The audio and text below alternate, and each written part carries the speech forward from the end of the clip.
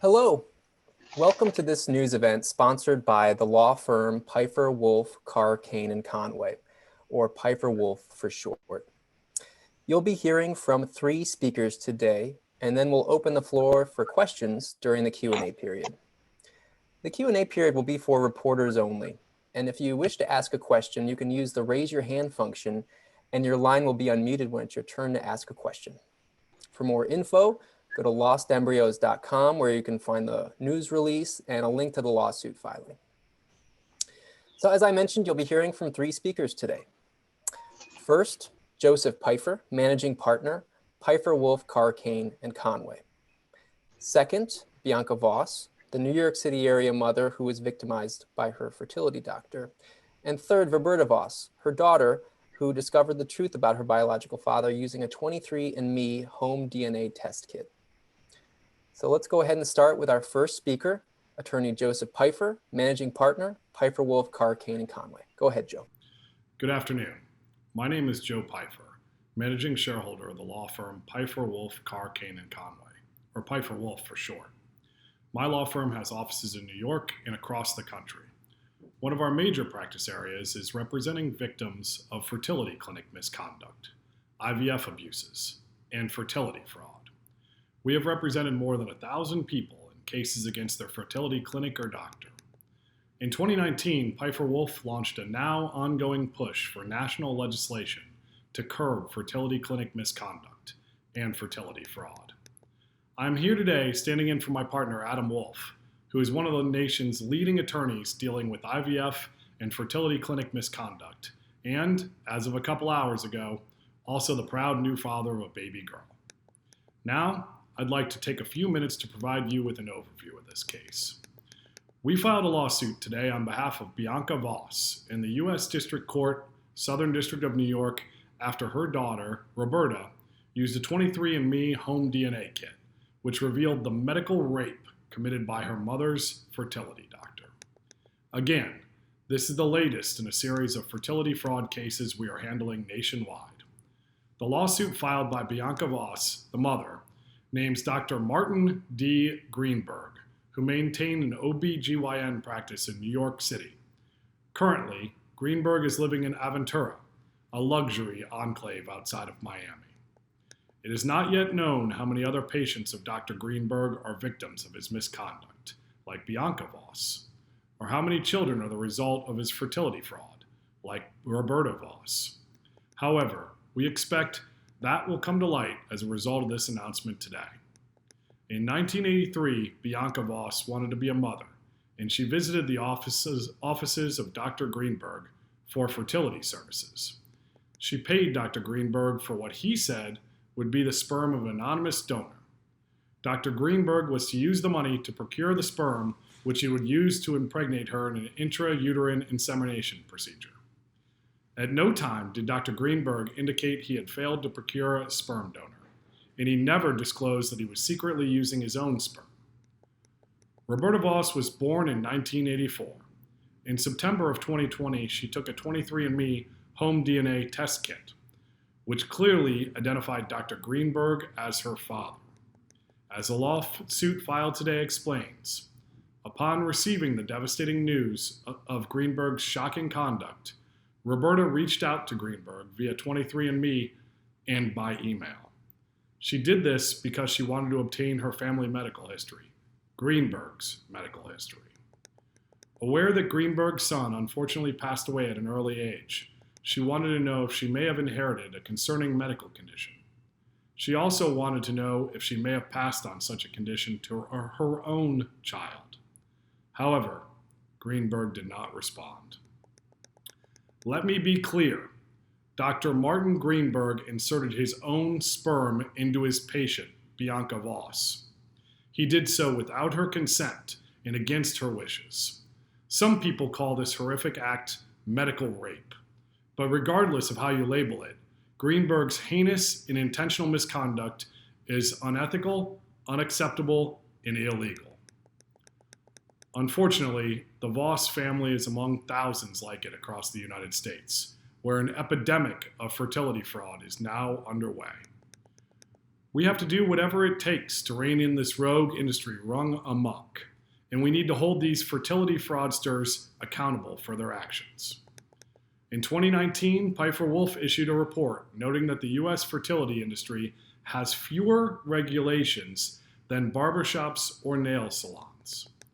Without common sense regulation, the Wild West nature of the multi-billion-dollar fertility industry leaves the door open for instances of individual cases of fertility fraud and large-scale fertility disasters, like those recently experienced in Cleveland or in San Francisco. Doctors who insert their own sperm into their patients without their consent violate their patients, and they violate the law. Victims of this kind of misconduct can file a civil suit, which is why we're here today. Thank you, and I look forward to taking your questions.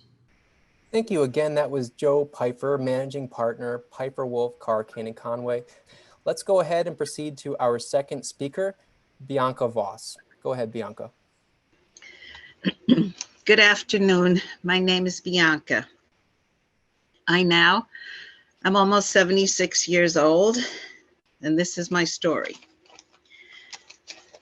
Back in the early 1980s, I was living in the Upper West Side of Manhattan when I made the big decision to conceive my daughter, Roberta. I did some research and ended up in the office of Dr. Mark Greenberg. I had 2 visits to Dr. Greenberg's office in Manhattan. At the second one, I had the insemination procedure. I paid Dr. Greenberg, as he asked, $100 to procure the sperm of an anonymous donor. The insemination took place on the second visit. I remember getting into a gown and getting on the table. And after the procedure, Dr. Greenberg telling me not to get up for 30 minutes or so that the insemination would be effective. That was in 1983. And Roberta was born in 1984. I had put this mostly out of my mind because this happened close to 38 years ago. It was devastating when Roberta came to me with the news that her home DNA test showed that Dr. Greenberg was the biological father. When I saw a recent photo of him online, it all came flooding back to me. My mind is filled with all sorts of thoughts and ideas. This is not possible. How terrible this is for Roberta and for my grandson. I hate that they will have to know and live with the fact that their father and grandfather is a medical rapist. I am angry that I was violated in this manner. How could I have picked such a criminal and an immoral physician who would do such an awful thing to me? In 1983, when I reached out for help, I assumed that Dr. Greenberg was a reputable doctor who was being overseen by New York State, having a New York State license and affiliated with a prestigious hospital. This whole thing has upended my life and my family's, and the damage it is doing and the emotional scars that it's creating for me and them, I fear will have lasting effects. I want Dr. Greenberg to have to answer for what he has done. He needs to be held accountable for his actions. This kind of abuse is so terrible, and I want to help stop it from happening again to other women and other families by sharing my story. Thank you. That concludes my statement. Thank you. Again, that was Bianca Voss. Let's go to our third and final speaker, Roberta Voss. Go ahead, Roberta. Good afternoon. My name is Roberta Voss. I first got the home DNA kit from 23andMe because I wanted to learn more about myself and my family. And then there in black and white, Dr. Greenberg, who had apparently gone onto 23andMe himself, was identified as my father. Not my possible father, not someone sharing a lot of the same DNA characteristics. It says flat out, he is my father. I knew a few bits and pieces of how I was conceived and that there was an OBGYN doctor involved. Right when I got the test result, I knew something was wrong. I did not want to believe what it looked like. Thinking there must be some other explanation, I started doing research on 23andMe and on the internet, and it turned out to be just as bad as I had feared. I was shocked and I was disgusted. The worst part is when I saw the doctor's face, I recognized myself. It's horrifying to look in the mirror and see the person who violated my mother. And I see his face every time I look in the mirror. And I'm in turmoil about who I am, what this means, and what kind of person could do this. And is that a part of who I am? And what about my son? 2 months ago, I thought I might learn something interesting by taking the 23andMe home DNA kit. And I did not expect to find out that my mother was violated by her doctor. Now I am haunted by the idea of a medical rapist being my father and the enormous deceit that went into my own conception. Thank you for hearing my story. Thank you again. That was Roberta Voss. And that takes us to the Q&A portion of the call. If you wish to ask a question, use the raise your hand function and your line will be unmuted when it's your turn to ask a question.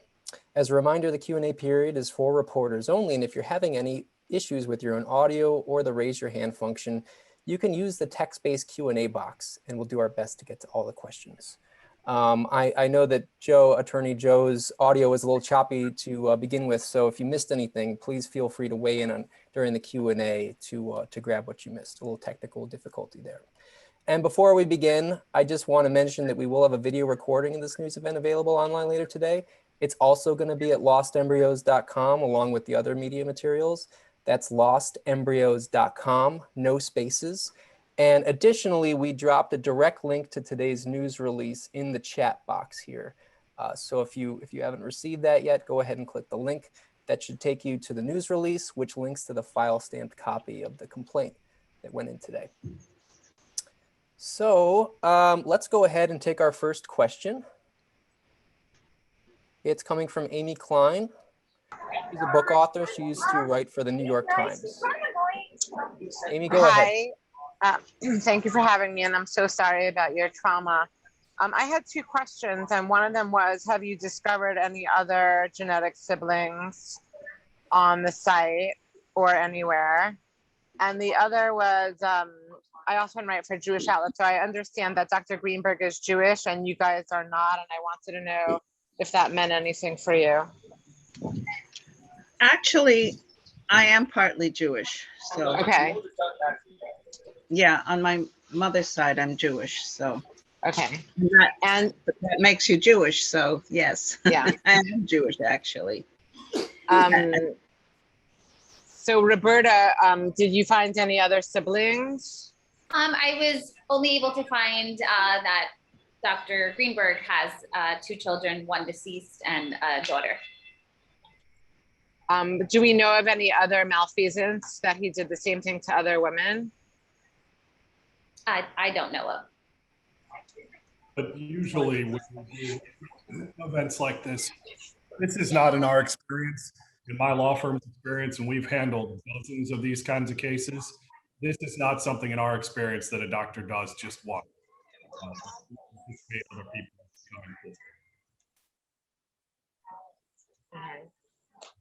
And Bianca, you thought that you were using an anonymous sperm donor, or you had a specific sperm donor picked out? No, I just asked, I wanted someone anonymous, of course. And actually, it's funny that you mentioned that. He did say, do you mind if the donor is Jewish? And I said, no. And I just, that was it. I kind of thought it might be a medical student from the hospital, but that was it. And then he asked me for a check of $100 to cover the donor, his inconvenience. Yeah. Wow. And how did that make you feel now?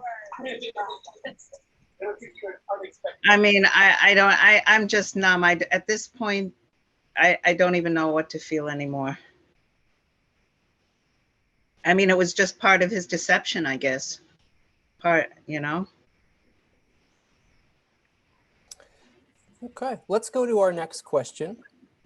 It's coming from Joshua Cabellos at Miami New Times. Okay.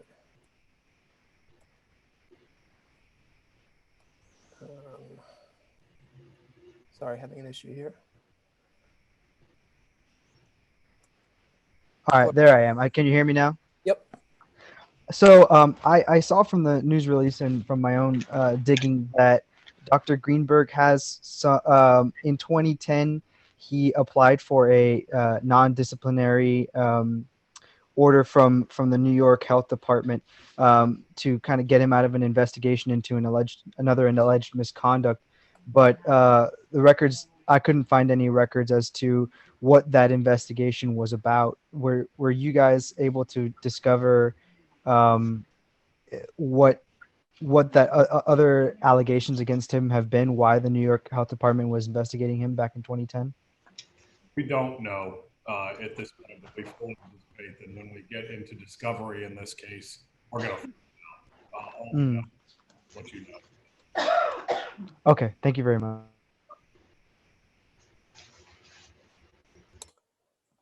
Okay, our next question is coming from Lisa Rosner at WCBS. Go ahead, Lisa. Hi, can you guys hear me? Yes, yes. Oh, okay, great. Yeah, I just had a follow-up question about the other reporter asked when Bianca, when you said it was anonymous donor, did the doctor give you any characteristics of the sperm that you would be getting? No.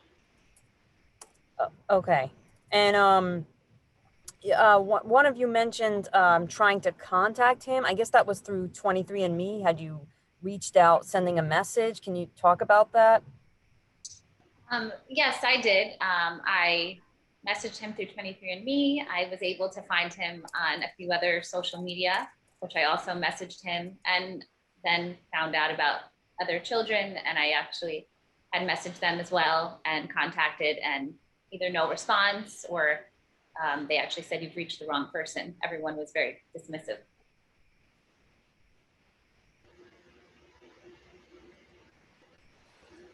Okay. Thank you. Just as a reminder, while we have all of our speakers here, if you want to ask a question, you can use the raise your hand function. If you have any issues with that function, you can type your question into the Q&A box and we'll try to get to all the questions. I saw some questions in there already, but they were just about the audio issues that we experienced right at the beginning of the call. If you did miss anything, we do invite you to let us know what you missed, and Joe or anyone else can kind of weigh in. Not seeing any new questions at this time, so I'll just take the opportunity to say that if you do need to connect offline with any of the speakers you're hearing from today, you can contact Max Carlin at 703-276-3255. Again, that's Max Carlin at 703-276-3255. We will have a recording of this news event available online later today. It'll be at lostembryos.com. And hopefully everybody has the news release by now. But if not, there's a link to it in the chat. And that news release in the first paragraph links to the file stamped complaint that was filed this morning. Okay, well, we've got a follow-up from Amy Klein, so we'll go ahead and take that follow-up. Go ahead, Amy. sorry. I might have missed this, but has there been any statement released from the doctor or any contact from the doctor, either from the law firm or from Roberta? Has anyone gotten a statement from him? We have not gotten a statement from him. No. And Oh, go ahead and unmute, Amy. sorry, have you tried to be in touch with him, Bianca or Roberta? No, I Yes. have not. Oh, go ahead. Sorry. Yes, I emailed and I called actually his daughter. There was a lot of information online on the different internet social media, and I was unsuccessful in speaking with anybody. They either dismissed me or didn't respond. Okay, thank you. I'll definitely be in touch. Okay, and we have a follow-up question from Lisa Rosner at WCBS. Go ahead, Lisa. Hi, I just wanted to know from both Bianca and Roberta, what are you hoping comes from the lawsuit? Is there anything at this point that would give you any kind of closure here? Well, I do hope that it will act as a deterrent for other doctors that are out there thinking that they can get away with doing things that they shouldn't do. And doctors that think they may have gotten away with it, and they won't. This doctor is apparently 80 years old, so it did catch up with him. And hopefully it acts as a deterrent. Okay, let's go to our next question. It's from Anna Miller at Business Insider. Go ahead and unmute yourself, Anna. Hi, thank you so much for sharing your story. Bianca, could you tell us a little bit more about your decision to become a mom and why you wanted to become a mom? Well, I just really wanted to have this baby, Roberta. I mean, it was just something I wanted very much.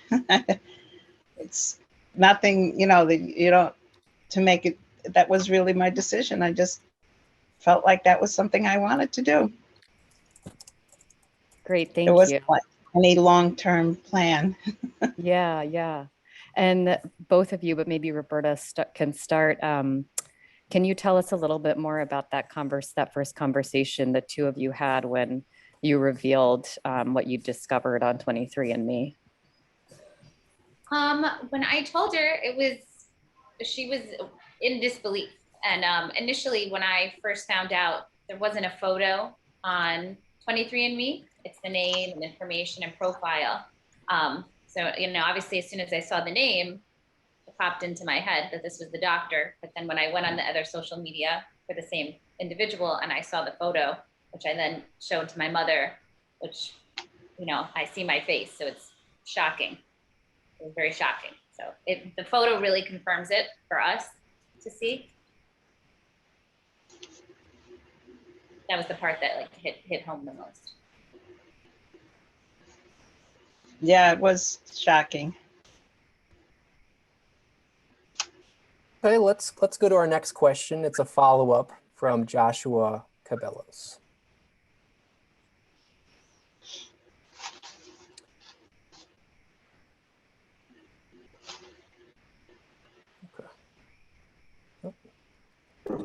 Okay, go ahead, Joshua.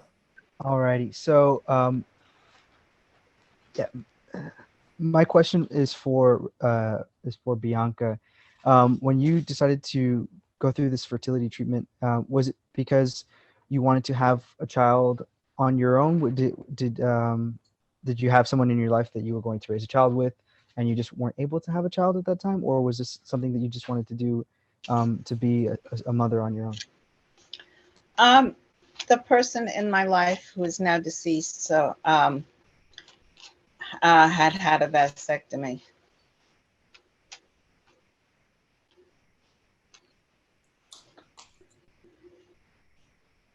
Okay.